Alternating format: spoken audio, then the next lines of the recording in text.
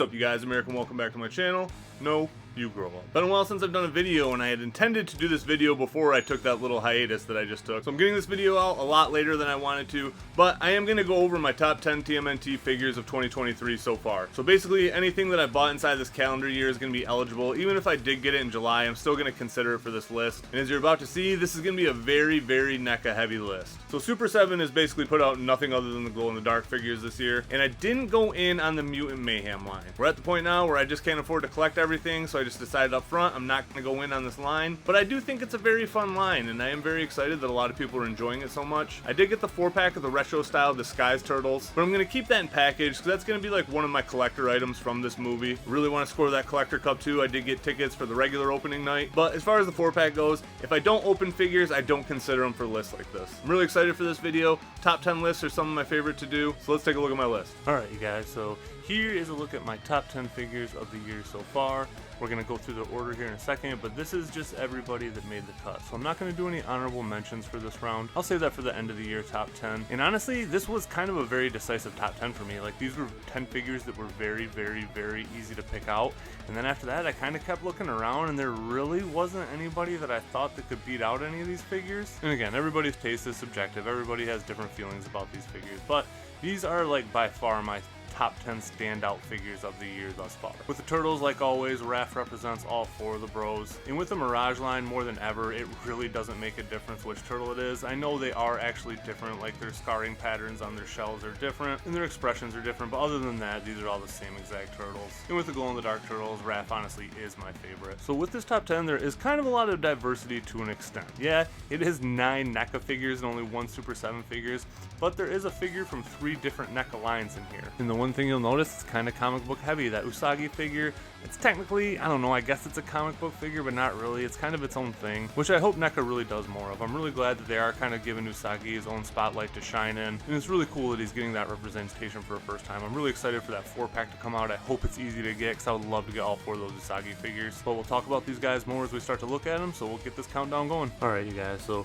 coming in at number 10 is Dirk Savage here, and this isn't a character that I'm like particularly fond of or anything. I just think this is a really good action figure. He's clearly very heavily based off Nick Fury, which is really cool because I just always like his aesthetic, just a hard-ass old man with the eye patch. But I've said this before, I'll say it again, I think NECA is just very in stride with the Toon line. Like, every figure they put out, even if it's boring, still looks good. They just have the recipe down for these figures.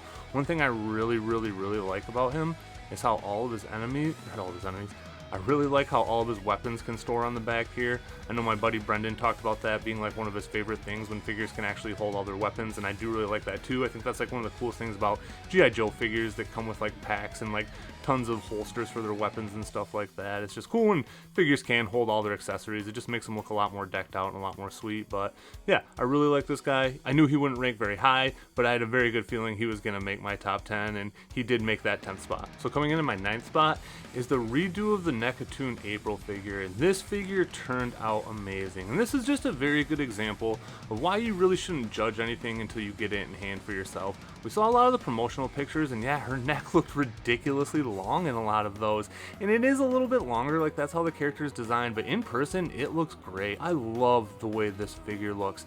The buck isn't really that much different than the original one, which I was kind of surprised by, but just the proportions are so much better, and it is just the head sculpt that changes everything. It just looks so much better. The other one looked like a 12-year-old girl, and I feel like, yeah, this one doesn't look like an old lady by any means, but she definitely just looks a lot more like the Toon April. It's a great figure. I'm very happy with this, and I hope if we do get some more redos of figures that they turn out like this, where it is just a vast improvement like the Turtles have been. And again, it's just crazy to see how much better they are at doing figures only after a few short years. Alright, so coming in at my 8th spot is Rex 1, and this is probably one of my most wanted figures that hadn't came out to this point in the Toon line. I love Rex 1. One of my favorite episodes. I had it on VHS, watched it all the time. Really cool that the evil Rex ones just got shown off. Really excited to get a couple of those guys. And yes, I do think he is a little bit too big, but that's really my only gripe with this figure. I like him a lot. He's just big and meaty and just looks great. Like I said, they're just killing the Toon line right now. The one other nitpick I do have is I wish his VHSs could go in and out of there. That would be a lot cooler, but that's really the only other nitpick I have. I really like the way this guy turned out.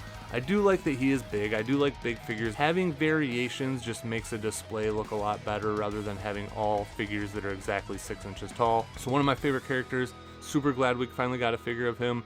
Number 8, Rex 1. Alright, so coming in at my 7th spot is the Invisible Man Donatello, and this is a line that I said I wasn't going to go in on. I've already had somebody call me out being like, you said you weren't going to get those figures, but after getting the Turtles, like, I'm at least going to get all 4 of the Turtles and that Casey Jones. I don't know about the April or Splinter. Maybe I'll grab those if I see them, but for now, I'm definitely going to grab all the Turtles. The only one I'm missing is the Hunchback Leo, and I feel like he's kind of been the hardest one to find in stores. You can find him online pretty easily, but I found all the figures that I have in store, and I kind of want to try to keep that going if I can. But this Donatello is right up there with the Michelangelo. I really do like the Raph too, but I don't know. There's something about the Donnie and the Mikey that just seem a little bit, I don't know what it is. I just like them a little bit better, even though Raph's my favorite figure.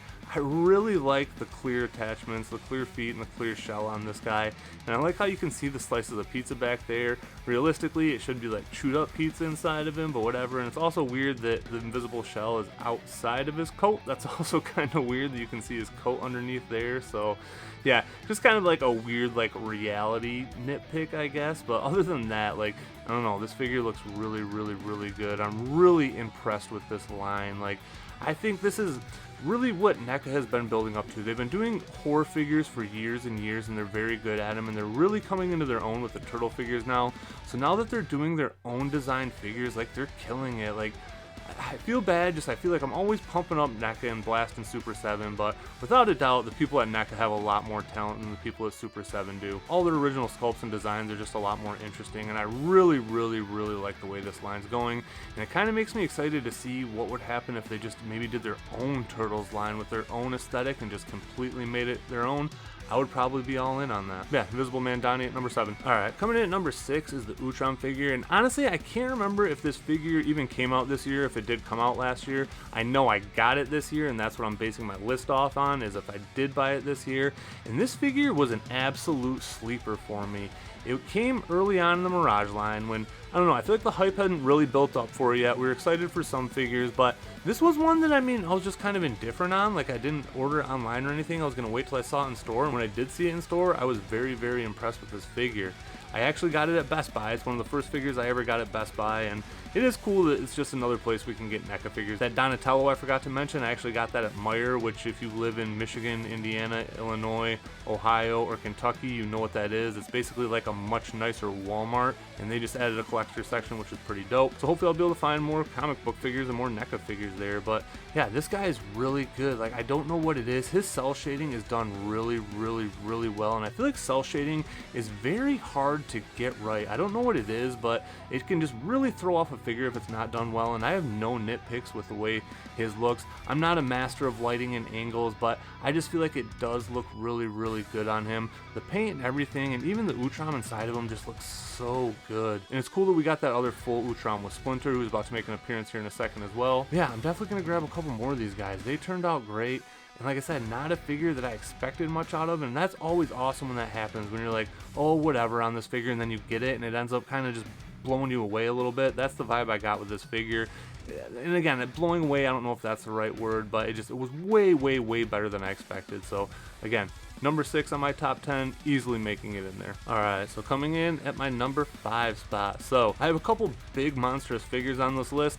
This is not one of them. This guy is so tiny, and that's what I love about him.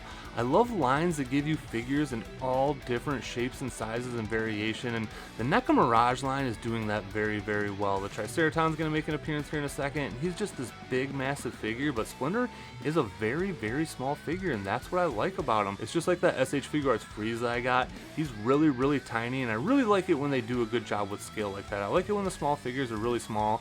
I know some people will complain, well, why is it a $35 figure then if it's so small? And I get it. He did come with a ton of accessories. Like, he came with an Utram. He came with some baby turtles and some other stuff. Like, he does come with a good amount of accessories, but just the figure as a whole, I'm not mad that I spent $35 on this. I really like this figure. I really like his robe. I don't know. I don't think this is the official Mirage color. I think it is supposed to be gray in the comics. I could be wrong. And a lot of people have made custom robes that actually look really good, but I'm not mad about this red one at all. I've seen a lot of people take like a piece of twine that looks like rope and make a new belt for them, but I'm happy with the way this looks.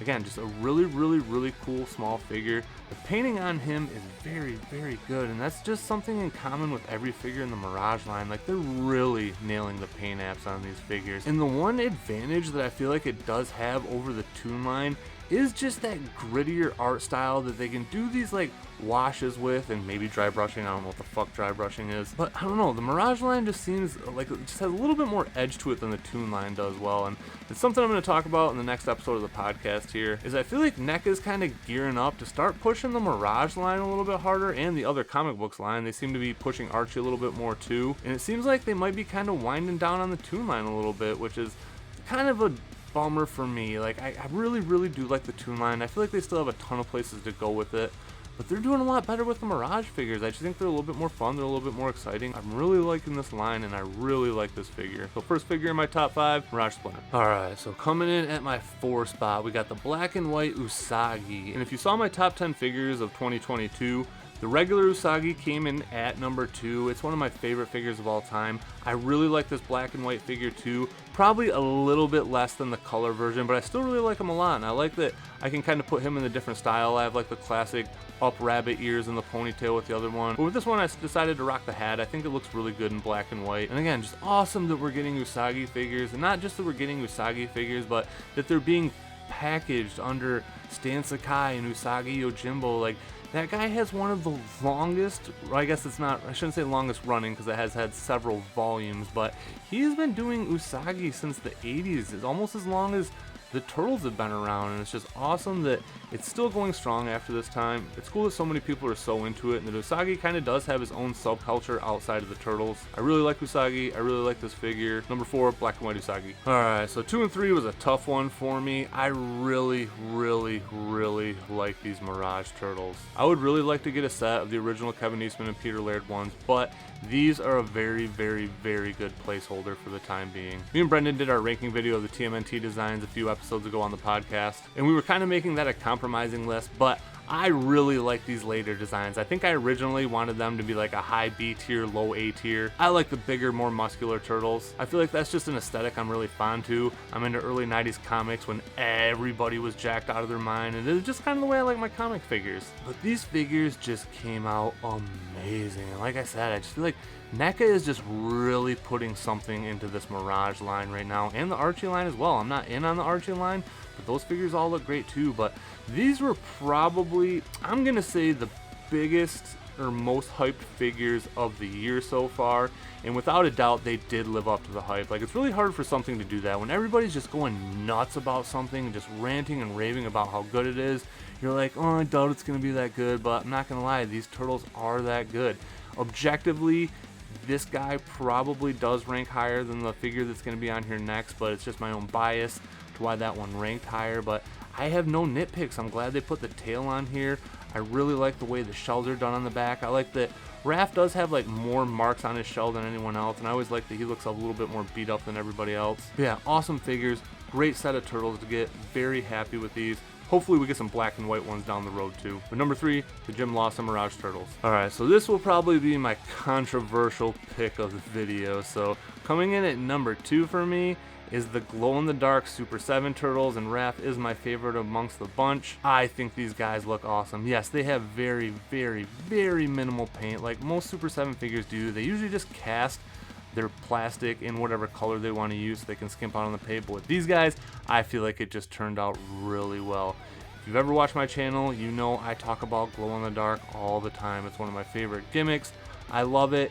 And the fact that we finally got an awesome set of turtles in glow in the dark, one of my favorite sets of turtles of all time in glow in the dark, I just couldn't be happier with this combination. I love this figure. I charge it up every night before I go to bed and leave it on my dresser. They're just so much fun. I love these designs. You know, the Horsemen did kill these sculpts, so I don't think they're on the line anymore, but I'm really glad we still got to get more use out of this mold and get these glow in the dark figures. I like the yellow eyes. I like the yellow nails. I feel like that just sets off really good against the green, and I really like that they went with the solid colored belts. It just makes them pop so good. It reminds me of the Storage Shell Turtles, and again, me and Brendan have talked about that. The belts are almost more iconic with them than the head sculpts or the shells are themselves. Bummer we didn't get the hand dagger to put in there. They were very lacking in the accessories. They were overpriced for sure, but that being said, I really do like these figures. I don't regret buying them at all.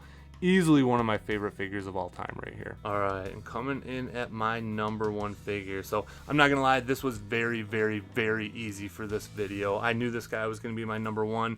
Up until I had this guy, I kept calling him the coolest figure that I didn't have, and I was dead on.